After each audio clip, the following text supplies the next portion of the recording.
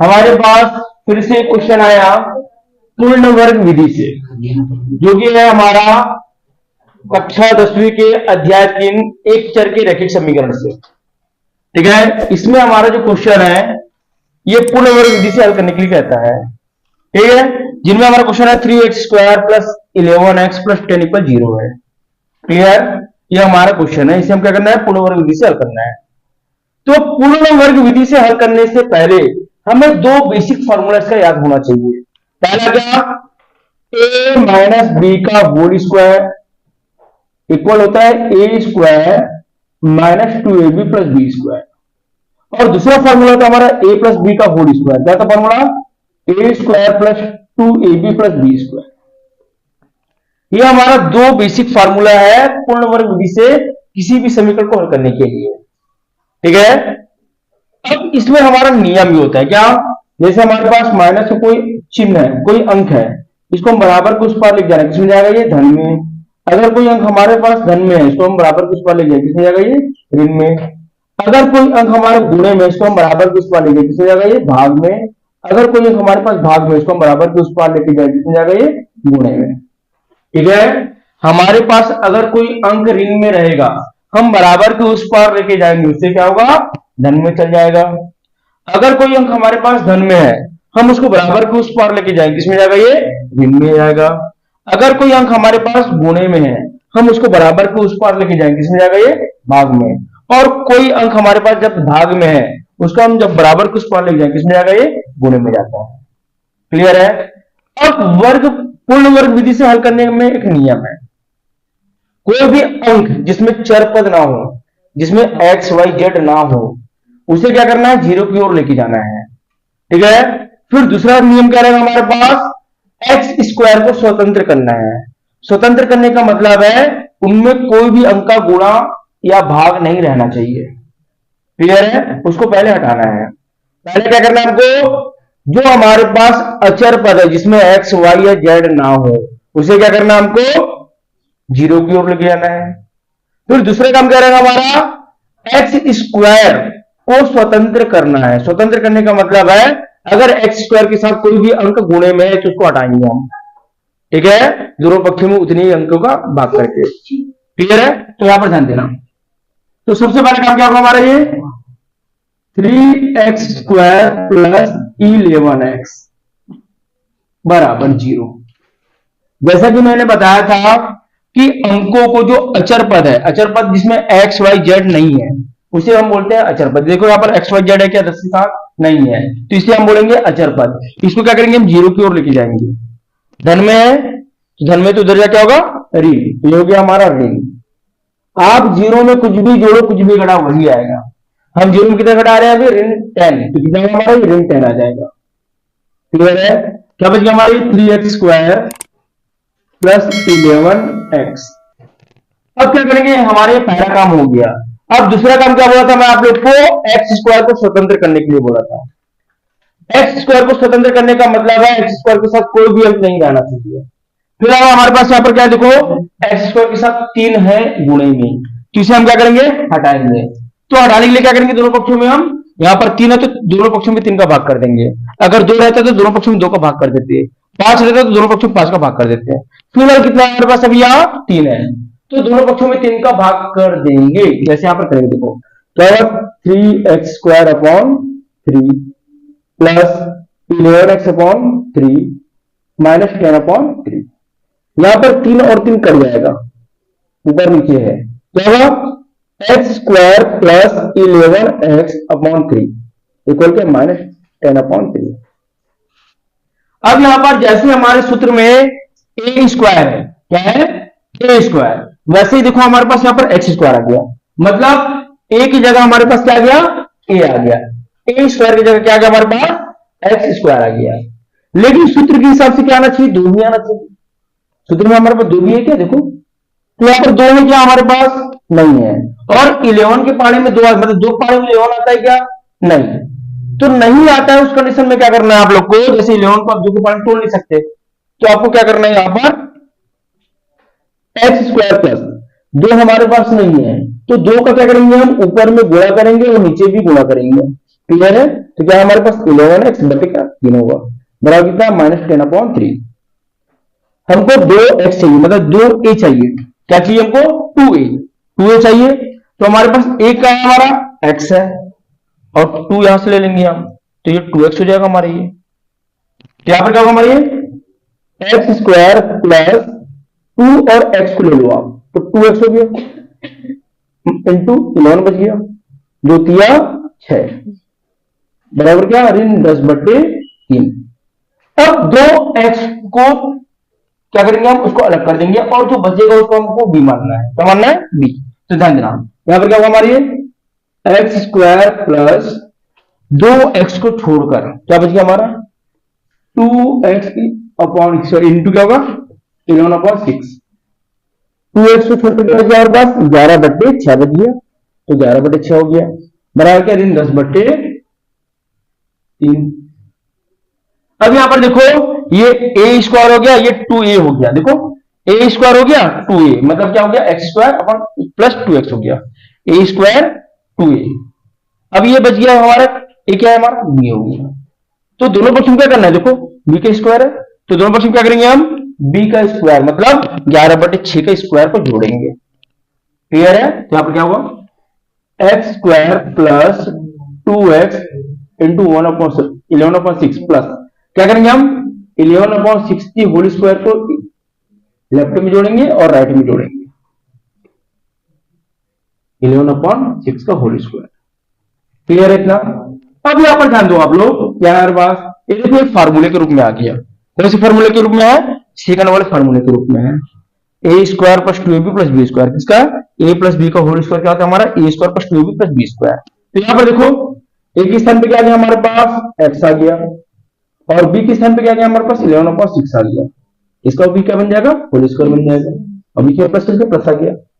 अब आगे देखो ऋण 10 क्या हमारे पास 3 है प्लस, अब आप लोग देखो यहां पर 11/6 के पावर में कितना 2 है तो क्या करेंगे हम 11/6 को दो बार आपस में क्या करेंगे गुणा करेंगे, क्योंकि हमारे पास क्या है 11/6 का होल स्क्वायर है।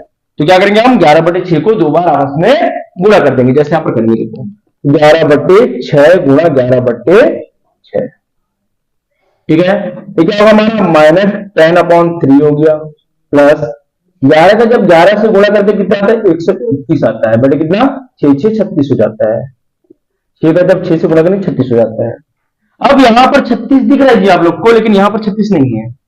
तो आप लोग को मालूम होना चाहिए 12 के पाने में 12 के जब हम पहाड़ा पढ़ते हैं 3 बार तो क्या होता है 36 होता है। यहाँ पर 3 है तो हमको ऐसा पहाड़ा पढ़ना पड़ेगा, उसके साथ ऐसा गुणा करना पड़ेगा कि यहाँ 36 आ जाए। तो भाई आपको मालूम होना चाहिए 12 के 36 होता है, तो हम क्या करेंगे ऊपर और नीचे सामने माइनस इसके पीछे कर देते गुणा, 10/3। यहाँ पर ऊपर में क्या करना 12 गुणा करना, नीचे भी क्या करना 12 गुणा कर देना, क्योंकि जितना गुणा ऊपर का नीचे करेंगे उतना गुणा ऊपर भी करना पड़ेगा आपको। ठीक है, धन कितना होगा 121/36 हो जाएगा।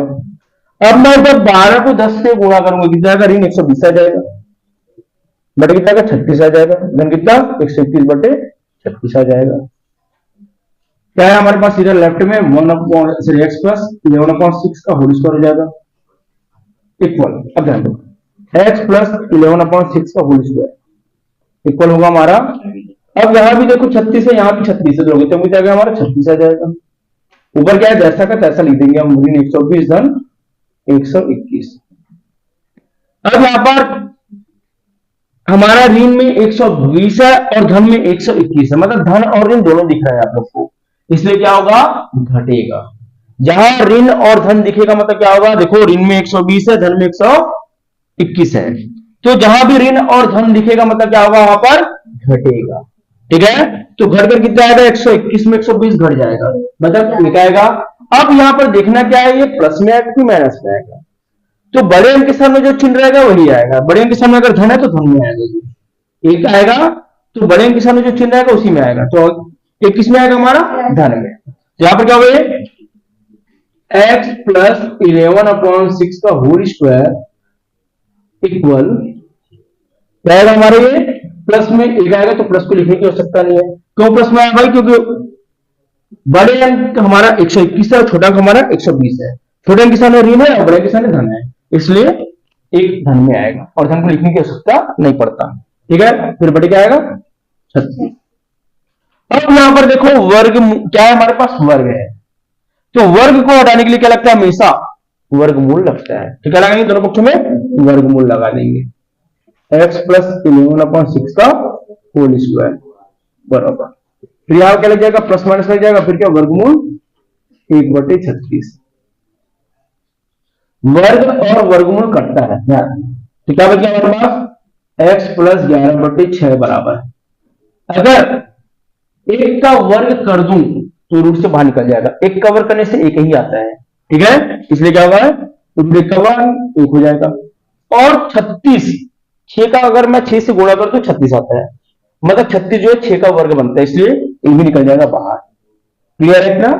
अब आगे क्या करेंगे, जो हम हर क्वेश्चन में करते हैं लास्ट में, अगर मूल निकालना है तो क्या करते हैं, हम धन का चिन्ह लेते हैं और ऋण का चिन्ह लेते हैं। तो क्या करेंगे यहां पर, धन का चिन्ह लेने पर, फिर दूसरा क्या करेंगे हम, ऋण का चिन्ह लेने पर। चलिए, अब यहां पर धन का चिन्ह और ऋण का चिन्ह लेने का उद्देश्य क्या है, उद्देश्य हमको मूल ज्ञात करना। मूल का मतलब होता है एक्स ज्ञात करना है। एक्स को ज्ञात करने के लिए यहां पर क्या कर रहे हैं, हम धन का चिन्ह और ऋण का चिन्ह ले रहे हैं। ठीक है, तो यहां पर क्या होगा, एक्स प्लस 11/6 इक्वल, धन का चिन्ह बोला हम तो क्या लेंगे, यहां पर धन लेंगे, क्योंकि यहाँ पर धन और ऋण दोनों है। तो क्या लेंगे, पहले हम धन का चिन्ह, तो 1/6। अब क्या होगा, x इक्वल 1/6 है, धन को लिखने की आवश्यकता नहीं है। अब प्लस में 11/6 है तो इधर क्या होगा, माइनस 11/6। लघुत्तम कितना आएगा, यहाँ भी 6 यहाँ भी 6, तो लघुत्तम कितना आएगा 46। 1 माइनस कितना होगा 11। तो किसमें है जी, 1 किसमें, प्लस में है, प्लस में। अब बताइए यहाँ पर क्या होगा, माइनस प्लस 1 है, माइनस 11 है, प्लस और माइनस दिखा मतलब घटे जाता है। कितना आ गई, -10 आएगा। गुड, ठीक है, प्लस और माइनस अब क्या होगा, -10 आ गया। अब बड़ी कितने हमारे पास 6। अब याद रखना, 2 पहाड़े में 6 भी आता है, 2 पहाड़े में 5 भी आता है, सॉरी 10 भी आता है। ठीक है, 2 पहाड़े में 6 भी आता है, 2 पहाड़े में 10 भी आता है, तो 2 पहाड़े काट देते हैं, 2 तिया 6, 2 पंचे 10, कितना होगा हमारी -5/3। ये पहला मूल आ गया हमारा। ठीक है, अब क्या लेंगे हम, ऋण का चिन्ह ले लेंगे। चलो क्या भाई, x प्लस 1/6 सॉरी 11/6 इक्वल क्या होगा, -1/6। तो क्या होगा हमारी, x इक्वल -1/6, प्लस में 11/6 तो इधर जाएगा -1/6, क्या है 11/6 जाएगा। लेकिन कितना है, यहाँ भी 6 यहाँ भी 6 तो 6 आ गया, तो -1 -11।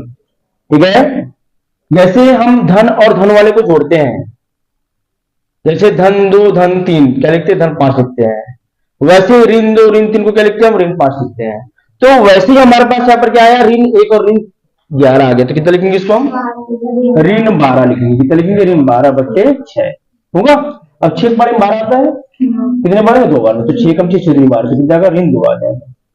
ठीक है, तो आप लोग का फाइनली आंसर आ गया। किसी को कोई डाउट है क्या, आधा बन गया, आधा बन गया।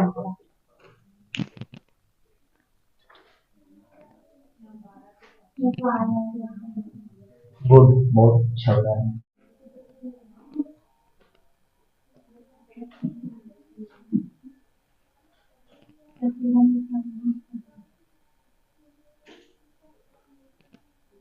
आज हम कक्षा 10वीं की विषय गणित के अध्याय 3 एक चर का रैखिक समीकरण से एक प्रश्न लिए हैं। इस प्रश्न को आपको करना है पूर्ण वर्ग विधि से हल करना है, जिसमें से हमारा एक क्वेश्चन है 2x² + x - 4 = 0। ठीक है, किसी भी प्रश्न को पूर्ण वर्ग विधि से हल करने के लिए दो बेसिक फार्मूला हमारा होता है, a ऋण b का होल स्क्वायर और दूसरा हमारा a + b का होल स्क्वायर होता है। क्लियर है, तो a ऋण b का जो होल स्क्वायर होता है, इसका फार्मूला था हमारा a² - 2ab + b², और दूसरा हमारा सूत्र होता है a + b का होल स्क्वायर इक्वल क्या, a² + 2ab + b²। इसी बेस पर ही हमारा ये जो प्रश्न है 2x² + x - 4 ये बनेगा। ठीक है, तो सबसे पहले क्या करना है हमको, जो हमारे पास कोई अंक रहेगा, जैसे प्लस में हो चाहे माइनस में हो, ठीक है, उसे क्या करेंगे हम जीरो की ओर लेके जाएंगे। सबसे पहला काम हमारे यहाँ, ठीक है। तो यहाँ पे देखो हमारे पास इस प्रश्न में क्या है, -4 है, इसको क्या करेंगे हम जीरो के उस पर लेके जाएंगे। क्लियर है? तो क्या हमारे 2x² प्लस x इक्वल 0। आप लोग को मैं नियम बताया था कि अगर कोई अंक ऋण में है और हम बराबर के उस पार लेके जाएंगे, किसमें जाएगा, ये धन में जाएगा। अगर कोई अंक धन में है और हम उसको बराबर के उस पार लेके जाएंगे, किसमें जाएगा, ऋण में जाएगा। अगर कोई अंक गुणे में है, हम उसको बराबर के उस पार लेके जाएंगे, किसमें जाएगा, भाग में। अगर कोई अंक भाग में है, इसको हम बराबर के उस पार ले जाएंगे, किसमें जाएगा, ये गुणे में जाएगा। क्लियर है? फिलहाल हमारे पास क्या है, एक अंक है ऋण 4, इसको हम बराबर के उस पार लेके जाएंगे, किसमें जाएगा, ये धन में जाएगा। चलिए अब आप लोग को नियम मालूम होना चाहिए, जीरो में आप कुछ भी जोड़ोगे या घटाओगे वही लिखोगे आप, ठीक है। तो जीरो में जितना जोड़ोगे वही आएगा आपका, या जितना घटाओगे वही आएगा। तो अभी जीरो में कितना जोड़ रहे हैं, 4 जोड़ रहे हैं, तो 4 ही आएगा। ये कितना आएगा, धन 4, तो धन को लिखने की आवश्यकता नहीं है, ठीक है। अब पूर्ण वर्ग विधि में दूसरा नियम, पहला नियम क्या था हमारा कि हम अंक को क्या किए, जीरो की ओर लेके चले गए, ठीक है। अब दूसरा नियम क्या रहेगा कि हमारा जो x² है वो स्वतंत्र होना चाहिए। क्लियर है? हमारा जो x² है क्या होना चाहिए, स्वतंत्र होना चाहिए। बट यहां पर स्वतंत्र नहीं है, उसके साथ क्या हो गया, 2 आ गया है, तो इस 2 को हटाएंगे, ठीक है। इस 2 को हटाने के लिए क्या करेंगे, दोनों पक्षों में हम 2 का भाग करेंगे। क्लियर? पूर्ण वर्ग विधि में हमारा जो पहला नियम होता है, कोई भी अंक अगर धन और ऋण में है उसको क्या करेंगे, हम जीरो की ओर लेके जाएंगे, जैसे यहां पर किए हमने, ठीक। अब जीरो में आप कुछ भी जोड़ो वही आएगा।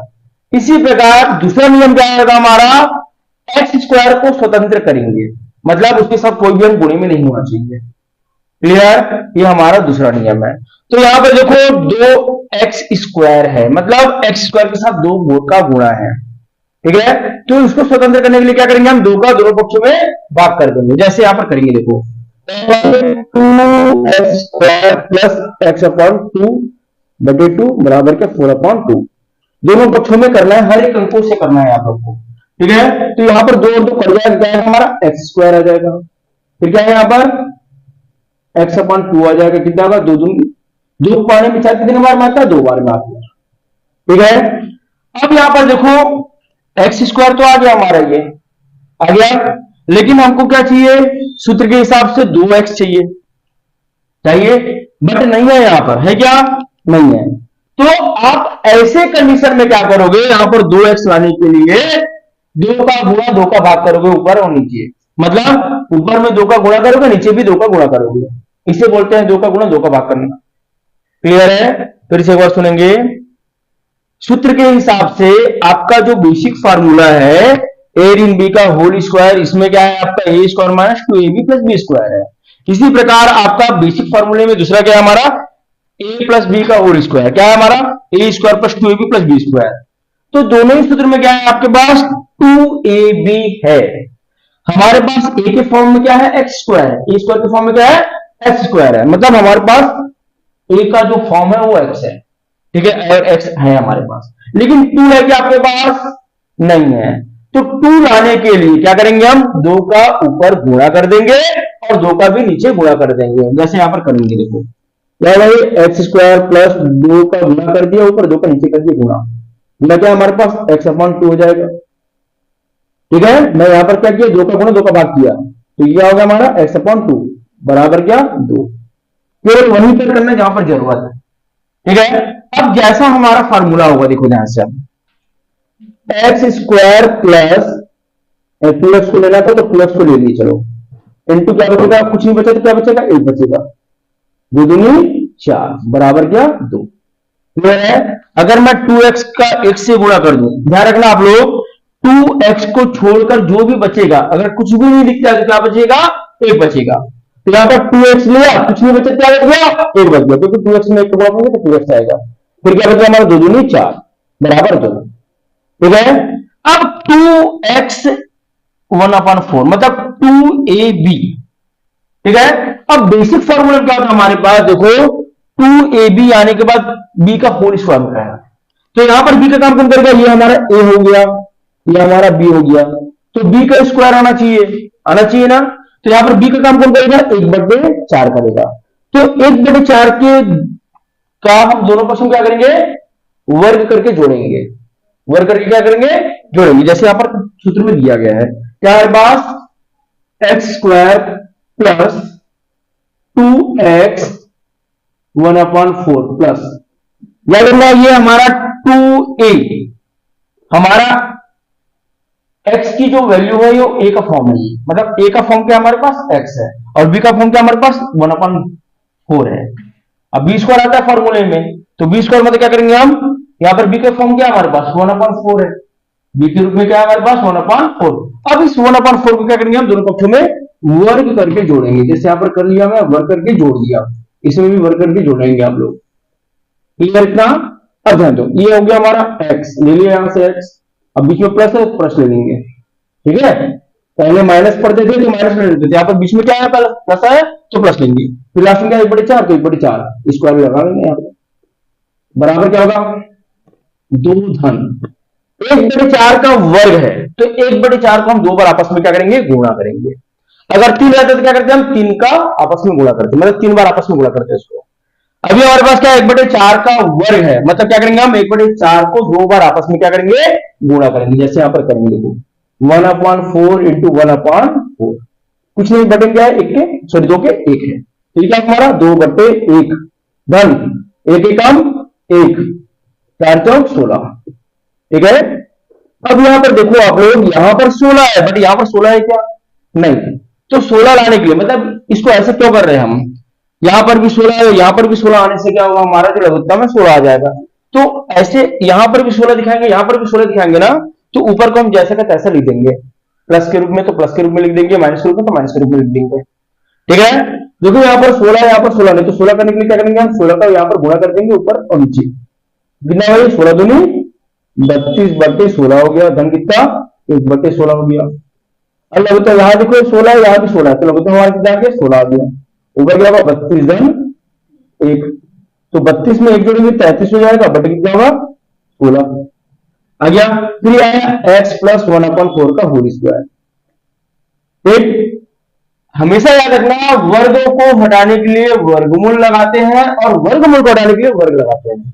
फिलहाल हमारे पास क्या है, वर्ग है, तो वर्ग को हटाने के लिए क्या लगाएंगे, दोनों पक्षों में हम वर्गमूल लगाएंगे। जैसे आप लगाएंगे क्या हमारा x प्लस 1/4 का होल स्क्वायर बरोबर प्लस माइनस लग जाता है और क्या रूट 33/16, ठीक है। तो ये वर्ग और वर्गमूल कर जाता है, वर्ग और वर्गमूल कर गया। इस सूत्र को मैं मिटा रहा हूं, आप लोग याद रखना ना, चले जानते हो। इसके आगे ध्यान देंगे, अब क्या बचा हमारे पास x प्लस 1/4 बच गया, तो ये हो गया x प्लस 1/4 इक्वल क्या आएगा, प्लस माइनस, तो प्लस माइनस तो प्लस माइनस, याद रखना रूट 33 किसी का भी वर्ग नहीं होता है, ठीक है। 33 जो है किसी का भी वर्ग नहीं होता, इसलिए रूट में ही रहेगा ये, क्लियर। ये आ गया 33 बटे, लेकिन 16 जो है 4 के वर्ग से बनता है, 4 का गुणा 4 से करने पर 16 बनता है, इसलिए ये रूट से बाहर निकल जाता है, कितना निकल जाएगा इसका वैल्यू 4, क्लियर है। अब क्या लेंगे हम, एक बार धन का चिन्ह ले लेंगे, धन का चिन्ह लेने पर, और दूसरा क्या लेंगे हम, ऋण का चिन्ह लेने पर, ठीक है। तो आप पर देखो, आप लोग क्या है x प्लस 1/4 है आपके पास दो चिन्ह है, एक बार प्लस का चिन्ह है, एक बार माइनस का चिन्ह है, देखो ध्यान से, मतलब प्लस और माइनस दोनों लगा हुआ है। तो क्या लेंगे, सबसे पहले हम प्लस का चिन्ह ले लेंगे, प्लस रूट 33/4। अब क्या होगा, x बराबर प्लस है तो प्लस को लिखने की आवश्यकता नहीं है, कितना है रूट 33/4। अब प्लस में 1/4 है तो इधर क्या होगा, जाके माइनस 1/4 होगा, नियम के मुताबिक क्या होगा, माइनस 1/4। अब यहां भी देखो 4 है, यहां भी 4 है, तो लघुत्तम कितना आ गया हमारा 4, ऊपर जैसा है वैसे ही रहेगा, 33/1। ये आ गया पहला हल हमारा। अब सेकंड में क्या बोला, माइनस से चिन्ह लेना बोले, तो ये क्या होगा हमारा x प्लस 1/4 माइनस कर देंगे आपका माइनस रूट 33/4, फिर क्या होगा x बराबर माइनस रूट 33/4 प्लस में 1/4, तो इधर क्या होगा माइनस 1/4 हो जाएगा, लघुत्तम विद्या का हमारा 4 आएगा जी, क्या होगा -√33 -1 ऐसा। क्लियर है? सब कुछ समझ में आ गया है? ठीक है, बनाइए।